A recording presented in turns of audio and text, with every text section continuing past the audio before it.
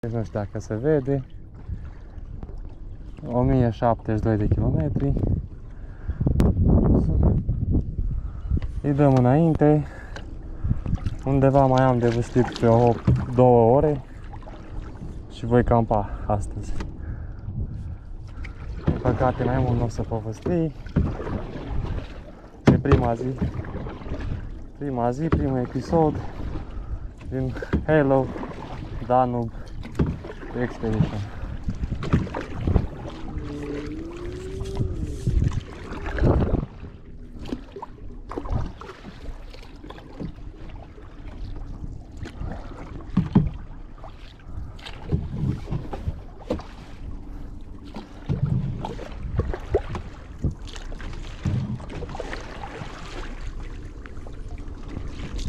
Apa e murdară, dar bine, așa e Dunărea de când nu știu eu. Asta e. Îi dăm bătăie.